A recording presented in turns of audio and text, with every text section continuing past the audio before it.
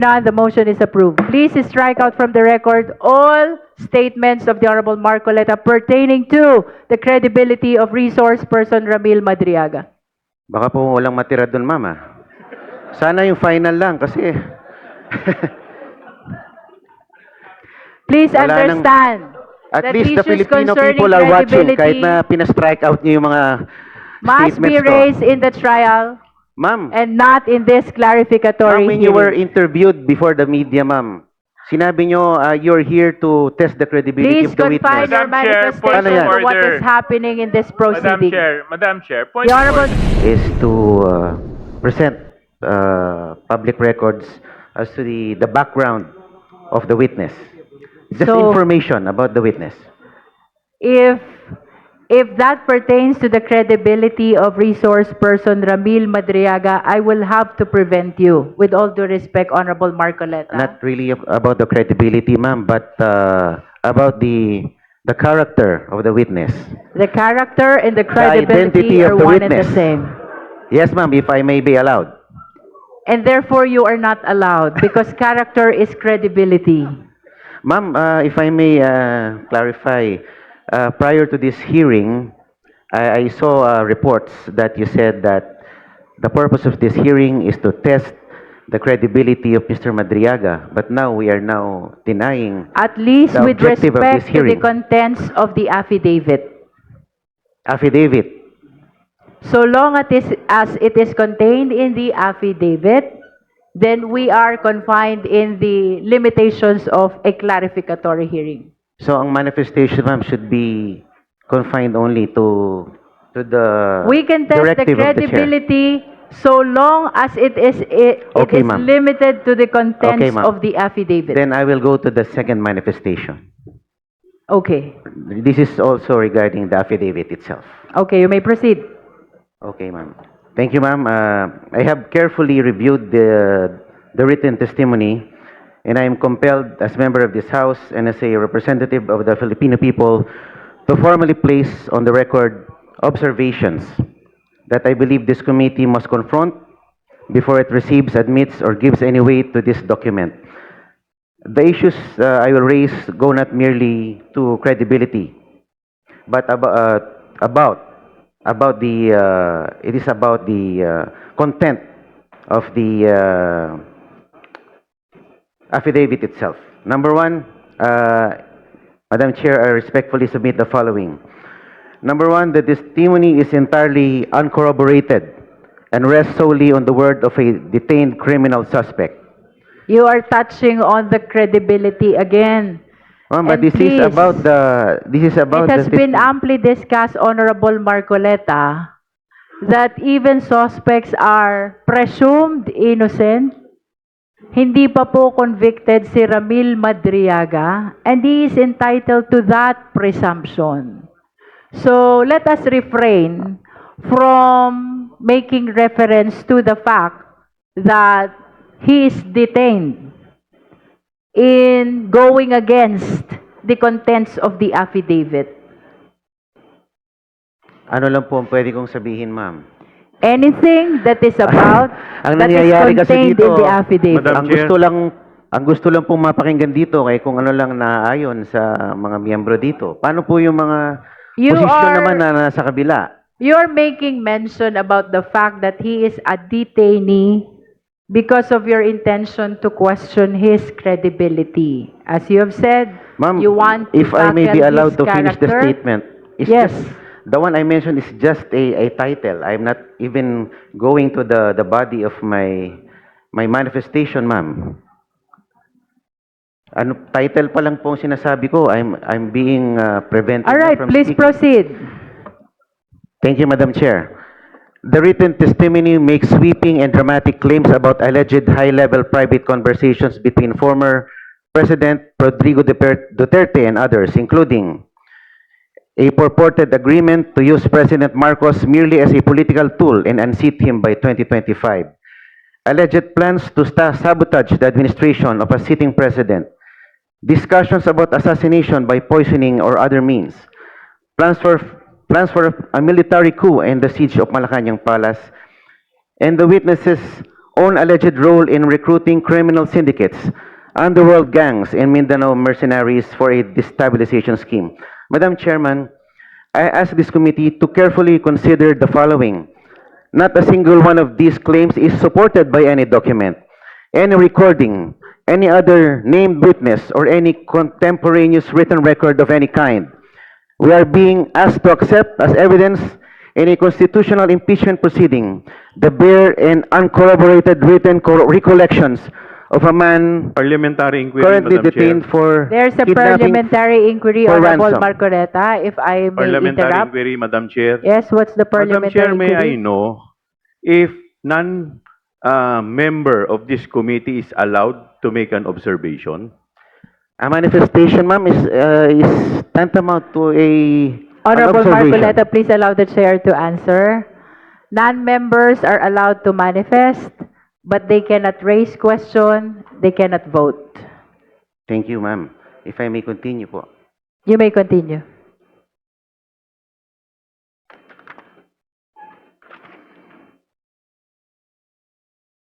We are being asked to accept as evidence in a constitutional impeachment proceeding the bare and uncorroborated written recollections of a man currently detained for kidnapping for ransom, a man whom the PNP anti-kidnapping group officially described as the leader of one of the most dangerous criminal syndicates in recent Philippine history.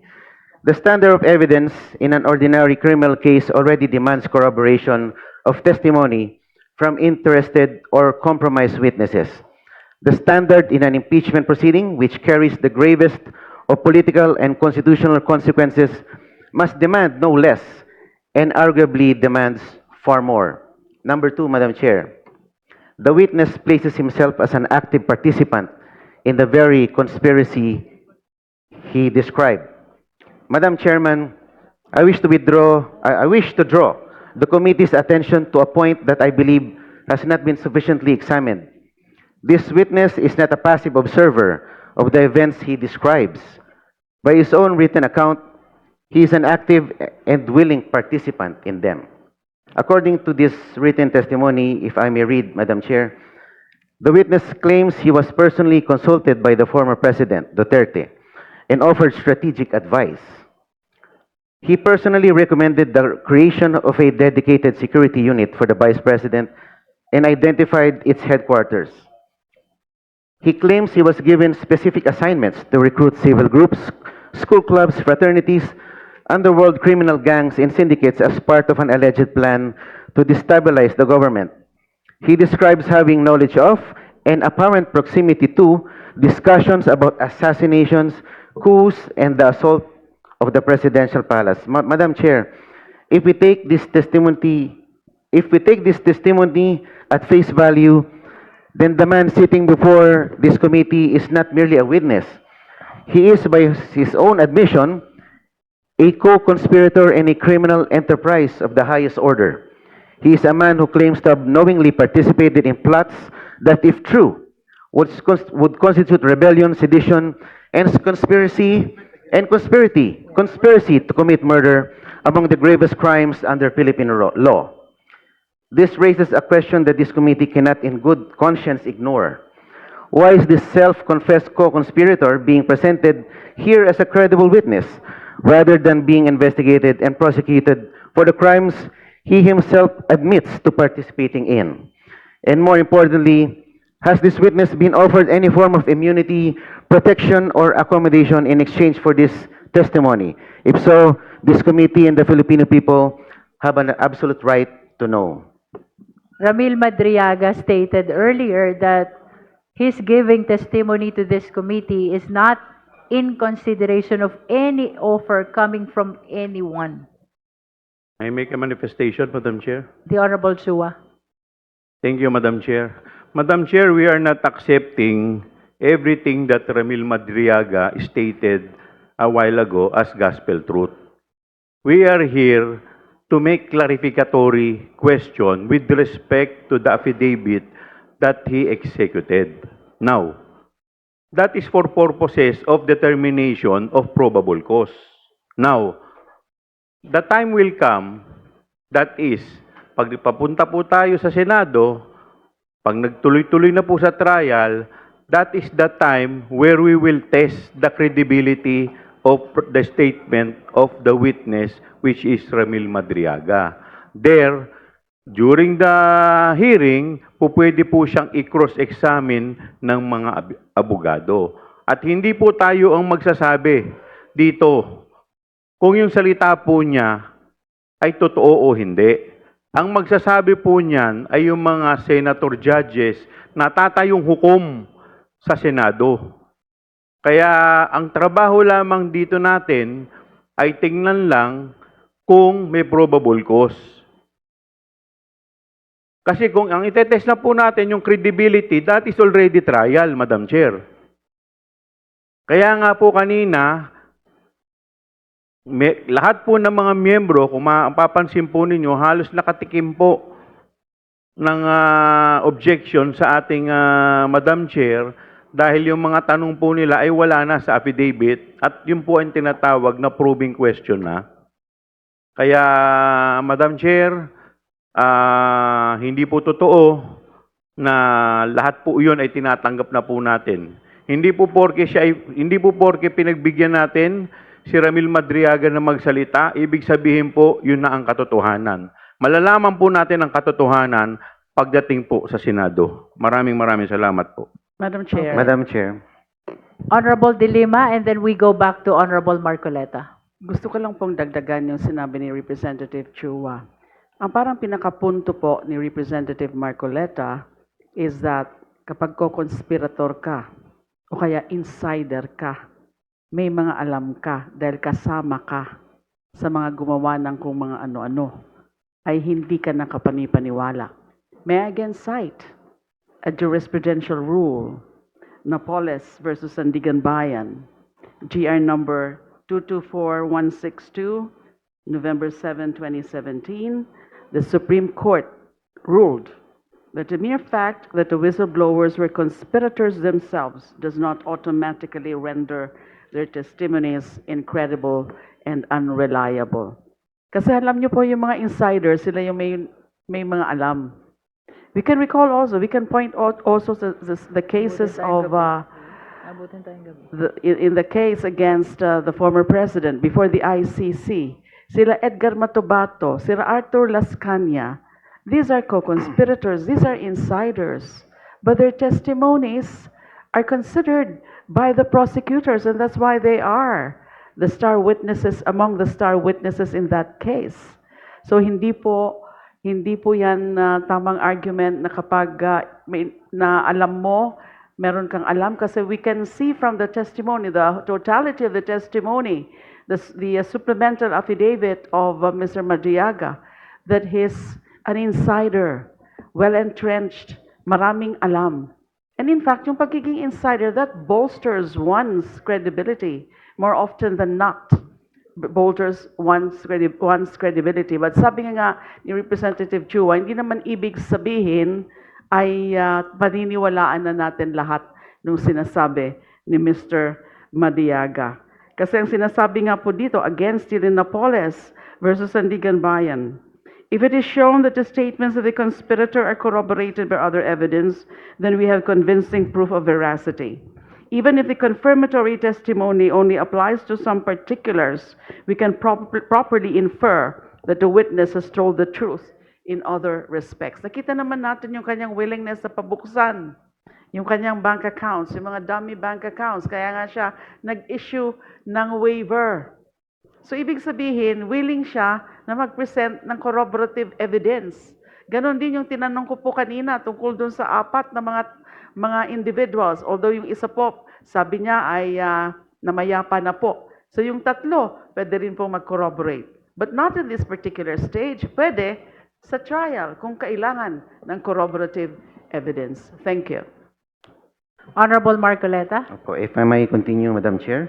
Yes, I hope you are listening also to their manifestations. Yes, ma'am. because I highly respect the opinion of They are Congressman De in Lima. response to your statement that he is a conspirator in the alleged acts committed by the former president. This is actually tantamount to a declaration against interest. You may continue. Number three, the extraordinary nature of the claims demands an extraordinary standard of proof. Madam Chair, there is a principle recognized in law, in logic, and in common sense. Extraordinary claims require extraordinary evidence. The allegations in this written testimony are not ordinary. They include a sitting president being orchestrated as a puppet to be discarded on a predetermined schedule. Presidential assassination by poisoning as a contingency plan. A coordinated military coup involving active and retired AFP and PNP officers. The planned siege and assault of Malacanang Palace by hard militants and mercenaries, and the recruitment of underworld criminal networks to trigger civil unrest. These are not allegations, Madam Chair, of budgetary irregularities or administrative lapses. These are allegations of a massive, multi-layered conspiracy, criminal conspiracy at the highest levels of Philippine political and military life. If true, they would represent the most serious threat to Philippine democracy in recent memory.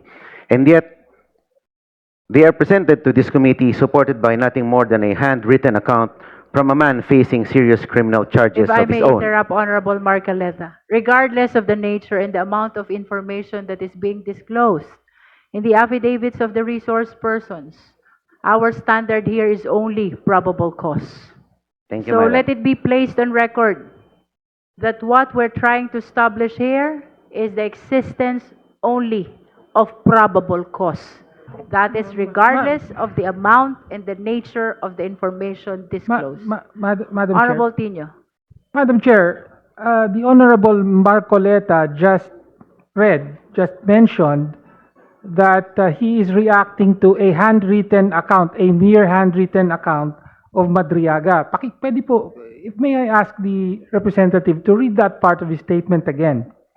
May I correct that if, kung ayaw mo ng handwritten, typewritten. Hindi po. Sinabi nyo sa statement nyo, he's reacting to a For handwritten accuracy, that handwritten was never accepted in the committee. Actually, I have in my me- point precisely, Madam Yes. Chair. I have in Nagre-react me siya. Alam ko rin po yung handwritten. two copies of the I have the floor, affidavit. Madam Chair. One handwritten Can and we hear one first the Honorable typewritten. Tino? I have the floor, Madam Chair. Yes, Yes, you may proceed. I am aware of that handwritten account. Umikot po yan sa social media kahapon. May mga photos ng handwritten account allegedly by Mr. Madriaga na ang nilalaman ay tungkol sa sinasabi niya, no, yung alleged destabilization plot. However, Madam Chair, malinaw na hindi yan bahagi ng proceeding na That's ito. correct. No, ang pinag-uusapan po natin ay yung sworn supplemental affidavit That's correct. ni Mr. Madriaga. In fact, it was asked by the Honorable Ko, and the Chair answered Oh. that it is not part of our proceeding today. Precisely, Madam Chair. Therefore, his whole manifestation is out of order, Madam Chair. Madam Chair, I have here. Okay, two- let's hear the response of the Honorable Marcoleta. Opo, Madam. Are you referring really to the handwritten?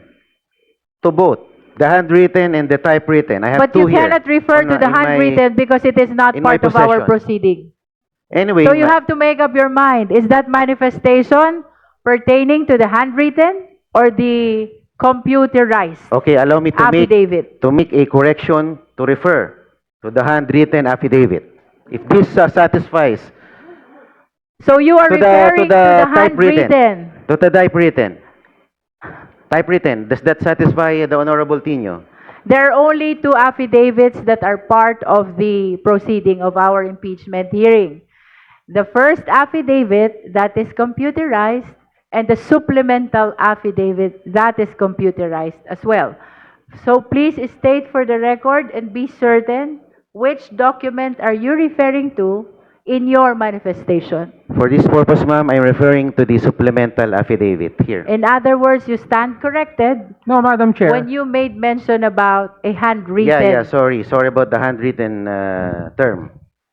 All right. Well, let me just point out na Honorable hindi, Tino. hindi po eksakto at hindi pareho ang dilalaman That's correct. nung supplemental at saka nung sinasabi niyang handwritten. Kaya Opo. hindi po pwedeng sabihin lang ng ni Representative Marcoleta, well, I'm actually referring to the Okay, so please make supplemental. sure When that I- your manifestation Opo. is contained or part of the computerized two Yes, ma'am. affidavits of the resource person. Opo, You may continue. the whole content of my manifestation refers to the supplemental affidavit. That is a correction to what you have said earlier. Yes, ma'am. Please continue. Madam Chair. if- The Honorable Joboy Aquino and then Honorable Abante. Madam Chair, can we limit Yes, The- we are actually limited to 5 minutes per justice member. And I think you are on your Ma'am, 4 I'm- minutes already. Yes, ma'am. So, with your indulgence, Honorable Marcoleta, please wind up on your Yes, ma'am. manifestation. You have 1 minute to wind Yes. up. Madam Chairman, the weight of the claim must be matched by the weight of the evidence. As it stands, there is a vast and troubling gap between the two. Lastly, the timing and circumstances of this testimony raise serious questions of motive. Madam Chair, I also wish to place on record my serious concern about the timing and context of this testimony. The document is dated April 11, 2024, if I'm not mistaken, ma'am. Am I be corrected on the exact date? April Comsec, can 11? you please confirm it if the date is April 11, 2026? Of the supplemental affidavit. The date of the supplemental affidavit. May I confirm the exact date? Kindly confirm the date. Okay, it's confirmed, April 11, 2026. April 11 ba? Ah, okay. Akin. Please continue, Honorable Marcoleta. Okay, ma'am, winding up. Let me skip that part, ma'am. Okay, Kasi skip. ang Madam akala Chair. ko, this is 2024. Anyway, Madam Chair, Let us allow him to finish. After all, he has 1 minute left. 30 But- seconds na nga lang. this is very critical in the statement made by Representative Marcoleta because he said April 11, 2024. And if we can go back to the records and confirm that is what. Yes, that's what why was I he said it's April 11, 2026. kaya I nga po corrected kinoconfirm Honorable ko, Marcoleta. Representative Sendanya, that's why I'm verifying the actual date of the supplemental affidavit. At, So for Are you the- holding a copy? opo. What is the date written in your copy? It's rather, the reproduction is rather unclear, madam. No, it's the date of signing and the date of jurat. It's April 11, 2026. Taguig City. Where did you Okay. get your 2024? Dito po kasi tinignan ko sa taas eh. In witness whereof, I have here unto set my It's hand. 2026. Opo. Parang The na... date of signing. Opo, opo. Anyway, Madam Chair, this page is on page 24. So I hope that the good gentleman would look closely at the document. yes, because I we're am making this reference. actually Thank you, Madam Chair. skipping that. Kindly wind up, okay. Honorable Marcoleta. Okay. Specifically, I respectfully urge the committee through a manifestation to require the following before receiving this written testimony into record and giving it any substantial evidentiary weight. Number one, disclosure of whether the witness has been offered, promised, or expecting any form of It was legal answered accommodation. already by Ramil Madriaga during the clarificatory hearing. Yes, ma'am. Number two, identification of at least one independent, documentary, or corroborating piece of evidence that supports any single material It will claim be the in exclusive this written judgment testimony. of the justice members in the determination of probable cause. Number three, ma'am, clarification of how the witness, a man detained since July 2023, came to have knowledge of and access to the specific details he describes and how those details can be independently verified. That will be a probing question already. It should happen in the trial. It's not a question, ma'am. But And that number one. is a statement as to what the Justice Committee should do, and it goes beyond the clarificatory hearing already. Opo. If you were observing earlier, I've been stopping the questions of so many members to make sure that we confine this proceeding to a clarificatory hearing. So please, Yes, do ma'am. not suggest something that will go beyond Yes, ma'am. the intention of this And proceeding. if I may take note, ma'am, the chair already called out most of the members of the committee into stating probing questions. And you are suggesting probing actions also. The last one that you read. unless you don't understand what you It's a read. request, ma'am. It's a request. It's That not a is probing why question. I am reacting to your request because your request entails probing action already. Opo, and if I may make this observation, ma'am, halos 20 po ang kinall out po ninyo na nagpo-probe, probing questions. I don't know if the committee can still continue with the hearing na hindi nakapagtanong ng probing questions without violating with the confining to the standards of a hearing without going to a full trial. Kasi halos 20 This na. is not a trial. Oo nga, bakit puro probing questions ang ating tinanong? Halos 25 po yata And ang that is kinall out why ninyo. we are preventing the Opo. justice members from raising or pursuing the probing questions. Yes, ma'am. And if, I don't know if this is probing again,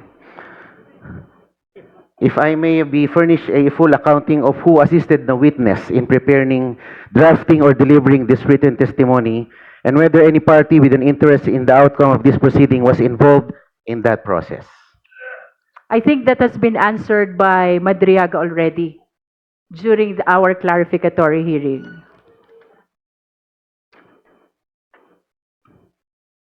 And my final remark, Madam. Madam Chair, the impeachment of a sitting constitutional officer is among the gravest acts this House can perform. It must rest on a foundation of truth, verified, corroborated, and credible truth. A written account from a detained suspect containing sweeping and unverified allegations of You are touching assassination. again on the credibility of the resource person. With all due respect, Honorable Marcoleta. Madam Chair, I move to strike off from the records the remarks of Representative Marcoleta There is a pertaining to the motion to credibility strike of the out from witness. the record pertaining to the statements pertaining to the credibility of the witness. Is there any second? Same has been seconded. Any objection? Hearing none, the motion is approved. Please strike out from the record all statements of the Honorable Marcoleta pertaining to the credibility of resource person Ramil Madriaga. Baka po walang matira doon, Mama. Sana yung final lang kasi